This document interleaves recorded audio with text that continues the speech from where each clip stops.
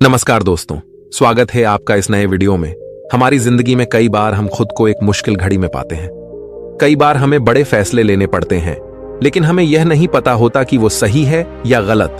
क्या उस फैसले का परिणाम हमारे जीवन में खुशियां लाएगा या मुसीबत। लेकिन कई बार हमारे पास सही निर्णय लेने की सुझाव नहीं होते और हम जल्दबाजी में फैसला कर लेते हैं, और उन फैसलों की वजह से हमारी जिंदगी सुखमय हो सकती है या फिर हमारी जिंदगी नरक से भी बढ़कर हो सकती है।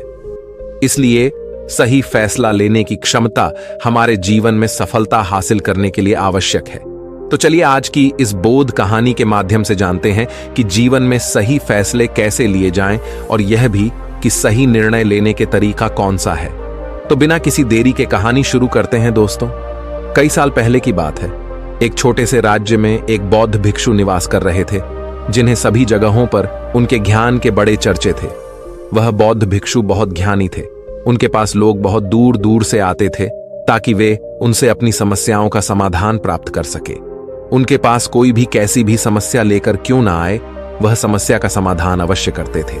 जब भी वह किसी की समस्या सुनते तो उस समस्या को बड़े ही ध्यान से सुनते, समझते, उसमें लीन हो जाते, और उसके बाद कुछ देर के लिए वह आंखें बंद करते और समस्या के बारे में अच्छे से सोच विचार करते और उसके बाद उसका समाधान देते। ऐसे में कोई भी व्यक्ति उनके बारे में केवल एक ही बात सोचता था, शायद इन साधु के पास कोई ऐसी चमत्कारिक शक्तियां हैं जिससे यह समाधान पूछते हैं और उसके बाद हमें वह समाधान बताते हैं।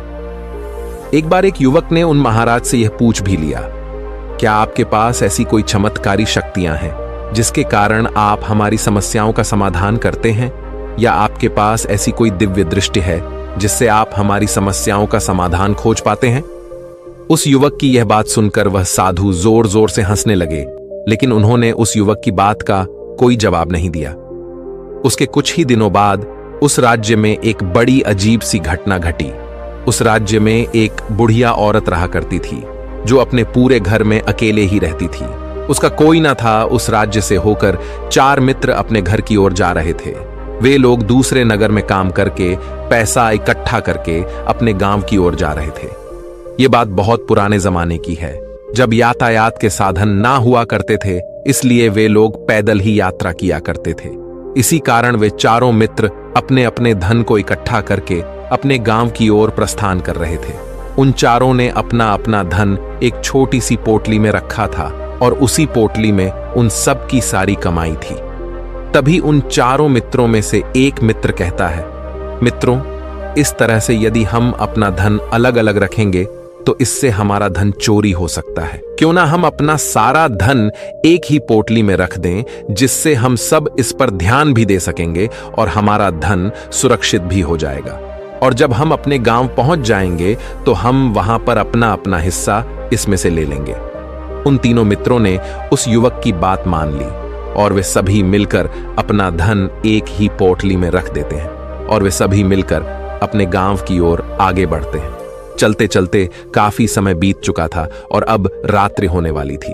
तभी आगे चलकर रास्ते में उन्हें एक घर दिखाई दिया, जहां पर एक बूढ़ी औरत रहा करती थी। रात्रि का समय भी हो चुका था और उन चारों मित्रों को रात रुकने के लिए कोई ना कोई जगह की आवश्यकता भी थी। ऐसे में उन चारों ने मिलकर यह योजना बनाई कि वे लोग आज रात इसी घर में ठहरेंगे। इसलिए वे चारों लोग उस घर की ओर आगे बढ़ते हैं। उस घर का दरवाजा खटखटाते हैं। तभी सामने से एक बूढ़ी औरत दरवाजा खोलती है और उन चारों मित्रों में से एक मित्र हाथ जोड़कर उस बूढ़ी औरत से कहता है, माता जी, हम अपने गांव की ओर जा रहे थे, लेकिन यहां रास्ते में ही रात हो गई और अब हम इतनी रात में सफर नहीं कर सकते। इसलिए हमारी आपसे विनंती है कि हम आपके यहां पर एक रात रुकना चाहते हैं। सुबह होते ही हम यहां से चले जाएंगे। उस बूढ़ी औरत ने काफी देर सोच विचार किया और उसके बाद वह बूढ़ी औरत कहती है, ठीक है, तुम सभी आज रात के लिए यहां पर रुक सकते हो। मुझे कोई दिक्कत नहीं, मैं खाना बनाने जा रही हूं। कहो तो तुम लोगों के लिए भी बना दूं। उन चारों ने सहमति जताते हुए कहा, हाँ बिल्कुल। उसके बाद उन चारों मित्रों ने धन की पोटली उस बूढ़ी औरत को थमा दी और कहा, माता जी, इस पोटली में हमारे साल भर की कमाई है।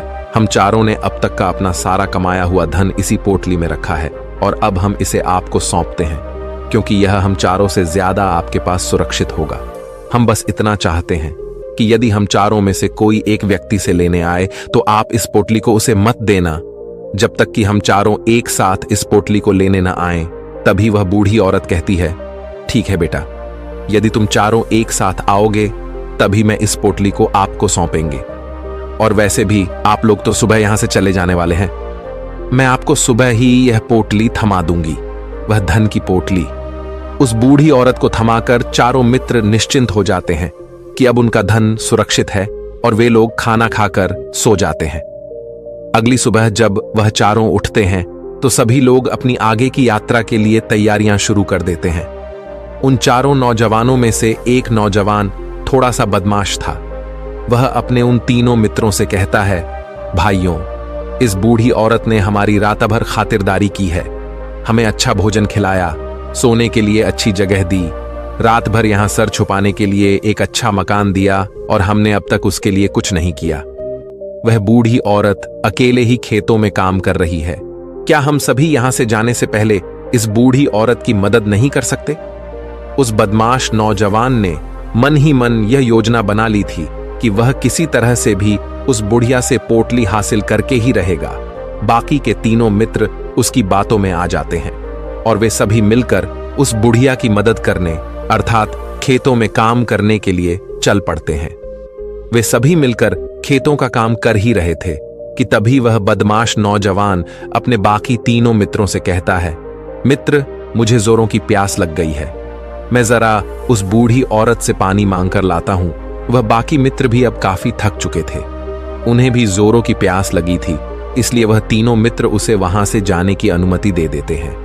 जैसे ही वह बदमाश उस बूढ़ी औरत के पास पहुंचता है, वह उस बूढ़ी औरत से कहता है, माताजी, अब हम यहां से जा रहे हैं, कृपया करके हमारे धन की पोटली हमें वापस दे दें। इस पर वह बूढ़ी औरत कहती है, नहीं नहीं, जब तक तुम चारों एक साथ ना हो तब तक मैं वह पोटली किसी को नहीं दे सकती। तुम्ही ने तो कहा था कि जब तक हम चारों एक साथ ना हो तब तक यह पोटली किसी को नहीं देनी है। तभी वह बदमाश उन तीनों की तरफ इशारा करते हुए कहता, हे लाओ। उन तीनों ने सोचा कि हमारा मित्र हमारे लिए पानी लाना चाहता है, इसलिए वह हमसे आज्ञा मांग रहा है। तभी उन तीनों मित्रों ने इशारे में उस युवक से कहा, हाँ हाँ ठीक है, ले आओ। ये देख, उस बुढ़िया को यह लगने लगा कि अब ये चारों यहां से जा रहे हैं और ये अपनी पोटली मांग रहे हैं, इसलिए उस बुढ़िया ने वह कोटलाकर उस बदमाश के हाथों में रख दी और वह बदमाश उस पोटली को लेकर वहां से चला गया और बाकी के तीनों मित्र अपने खेत के काम में व्यस्त हो जाते हैं। कुछ देर के बाद जब वह तीनों खेत का काम करके वापस लौटते हैं और बुढ़िया से कहते हैं, माताजी, हमारा मित्र जो यहां पानी पीने आया था वह कहाँ गया? इस पर वह बुढ़िया कहती हैं, क्या वह पानी पीने आया था? पर वो तो कह रहा था कि हम चारों जा रहे हैं, कृपया करके हमारे धन की पोटली हमें थमा दें। तब तीनों बड़े आश्चर्य होकर उस बुढ़िया से कहते हैं, माताजी, हमने भला कब कहा वह पोटली मांगी थी? हमें तो प्यास लगी थी और हमने पानी के लिए इशारा किया था। तभी बूढ़ी औरत उन तीनों से कहती हैं, परंतु अब तो वह पोटली लेकर जा चुका है। तभी वह तीनों मित्र सर पकड़कर रोने लगते हैं और कहते हैं, माताजी, उसमें हमारा सारा कमाया हुआ धन था जो वह अकेले लेकर भाग चुका है। हमने तो आपको कहा था कि जब तक हम चारों एक साथ ना आए तब तक आपको वह पोटली किसी को नहीं देनी है, फिर आपने ऐसा क्यों किया? इसमें आप ही की गलती है। हमने आपको उस पोटली की हिफाजत के लिए रखा था और आपने उसे एक ऐसे आदमी के हाथों में दे दिया जिसने हमारा सारा धन हमसे लूट लिया।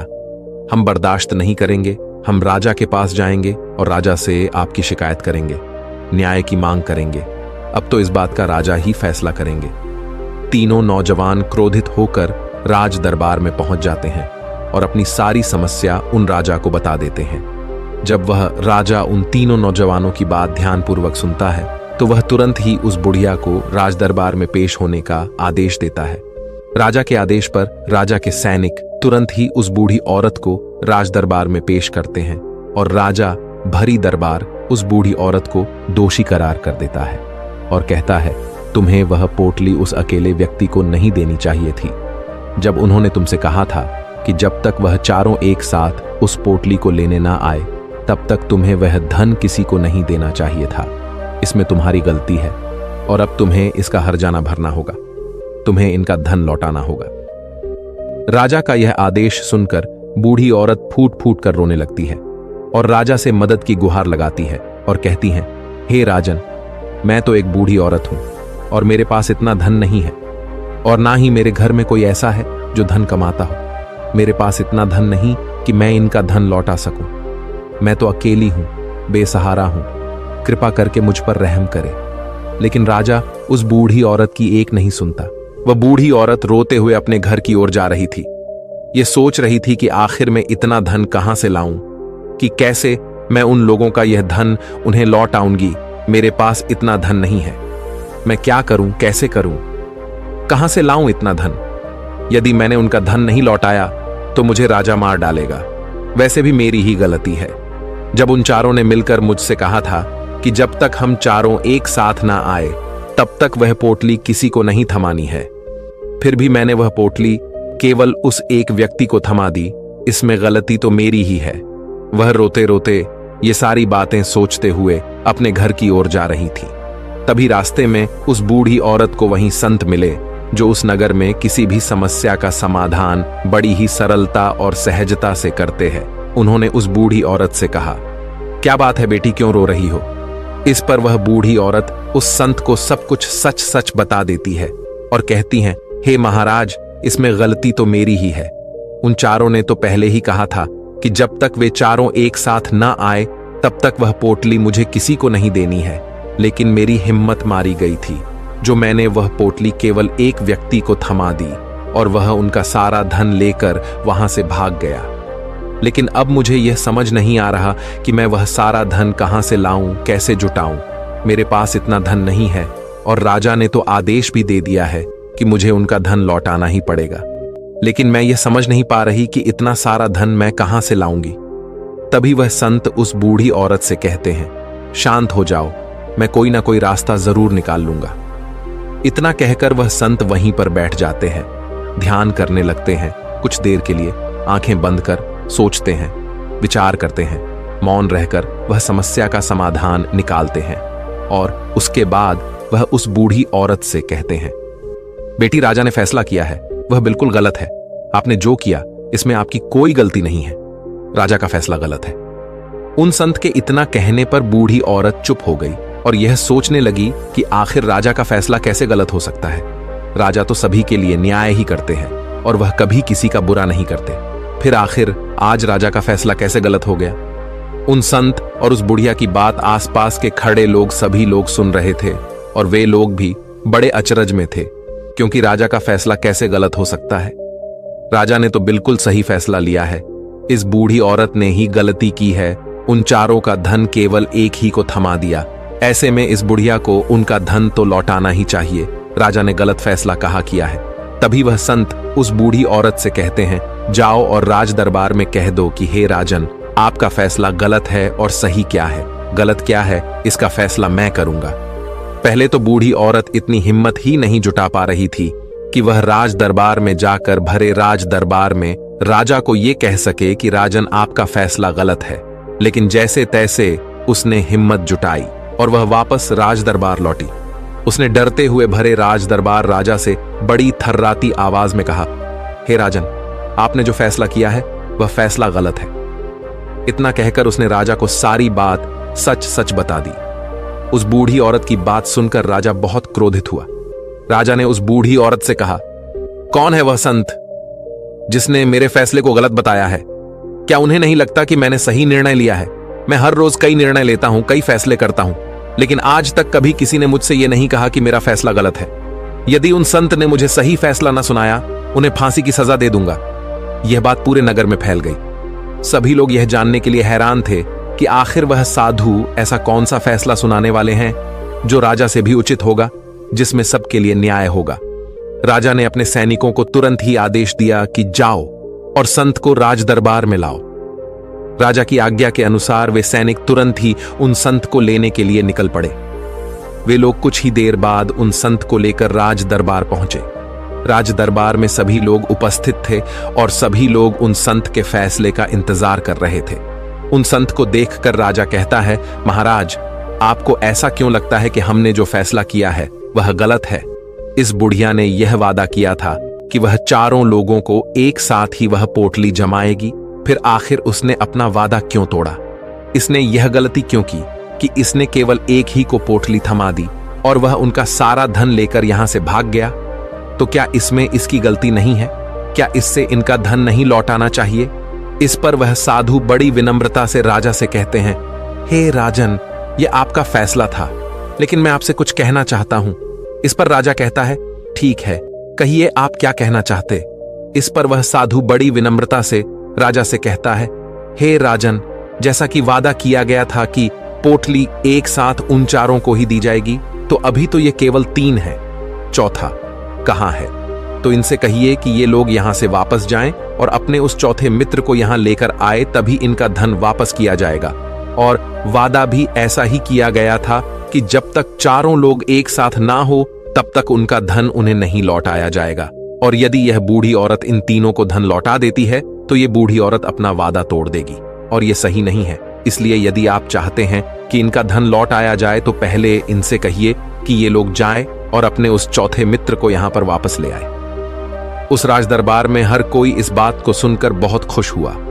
सभी ने उन संत की बहुत तारीफ की। राजा भी उन संत के इस फैसले से पूरी तरह से सहमत था। राजा तुरंत ही उन संत के सामने सिर झुका लेता है और हाथ जोड़कर उनसे कहता है, हे महाराज, आपका यह फैसला इतना सही कैसे हो सकता है? आखिरी बात मेरे दिमाग में आई क्यों नहीं? मैंने इस बात को इस तरह से सोचा क्यों नहीं? तभी वह साधु उस राजा से कहते हैं, हे राजन, आपके पास और भी काम होते हैं। आप दिन भर व्यस्त रहते हैं और आपको जल्दबाजी में फैसले लेने पड़ते हैं। आपने इस मामले को सुना समझा, लेकिन इसे देखने में आप गलती कर गए। इससे आपने केवल ऊपरी तौर पर देखा। आपने इसकी गहराई तक जाने का प्रयास तक नहीं किया।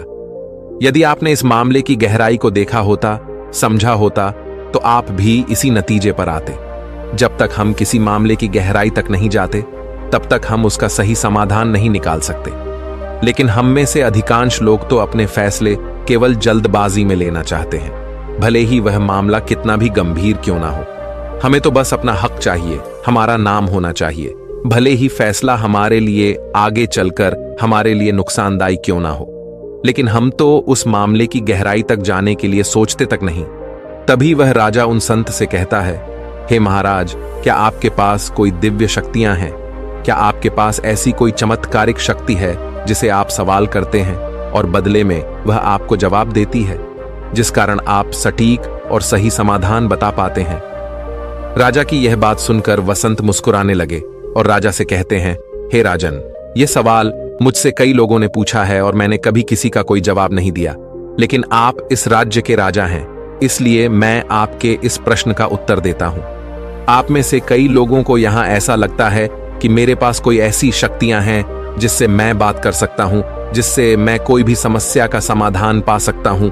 लेकिन मैं आप लोगों को एक बात सच सच बता देता हूं, मेरे पास ऐसी कोई शक्तियां नहीं हैं। मैं तो केवल हर मामले की गहराई तक सोचता हूं, उस बात पर विचार करता हूं, और जब मैं विचार करता हूं तो मेरे सामने कई सारे समाधान आते हैं, और जो समाधान मेरे सामने आते हैं मैं उन पर भी विचार करता हूं, उनके बारे में भी गहराई तक जाता हूं। और जब मुझे लगता है कि इस समस्या का समाधान यही होना चाहिए, तभी मैं समाधान उस व्यक्ति को देता हूं ताकि वह अपनी समस्या का समाधान कर सके। अब आप ही सोचिए, आप जल्दबाजी में यह फैसला लेकर इस बुढ़िया का जीवन पूरी तरह से बर्बाद कर देते। हमारा पूरा जीवन केवल एक फैसले पर निर्भर करता है। यदि वह फैसला सही हुआ तो हमारा जीवन अच्छा बन जाएगा, और यदि वह फैसला गलत निकला तो हमारा जीवन नर्क से भी बदतर हो सकता है। इसलिए यदि आप सही और सटीक फैसला लेना चाहते हैं तो आपको मौन रहना सीखना पड़ेगा। मौन रहकर उस पर विचार करना सीखना होगा, क्योंकि हमारे फैसले ही हमारा भविष्य तय करते हैं, हमारी जिंदगी का अगला पड़ाव तय करते हैं। फिर चाहे वह फैसले छोटे हों या बड़े, वे ही हमारी जिंदगी को निर्धारित करते हैं। इसलिए सबसे पहले हमें सही फैसले लेने के लिए मौन रहना सीखना आवश्यक है, उन पर विचार करना आवश्यक है। और जब आप ऐसा करते हैं तो आपके सामने एक ही समस्या के कई सारे समाधान निकल कर आते हैं। और जब आप उन पर गौर करेंगे तो आपको यह समझ में आएगा कि उन फैसलों का समाधान कैसा होना चाहिए, कि समाधान से आपको क्या फायदा होगा और क्या नुकसान होगा, या उस समाधान पर सोच और विचार करने पर ही आप उसे समझ सकते हैं और तभी आप यह निर्णय भी ले सकते हैं कि क्या यह समाधान उचित रहेगा या नहीं। और यह सब संभव हो सकता है यदि हम कम बोलना शुरू करें, अब पूरी तरह से मौन हो जाए। इसका अर्थ यह है कि आप भीतर से शांत हो जाएं, और जब आप भीतर से शांत होने लगते हैं तो आपका मन स्पष्ट होने लगता है, साफ होने लगता है, और आप किसी भी चीज पर सोच विचार कर सकते हैं।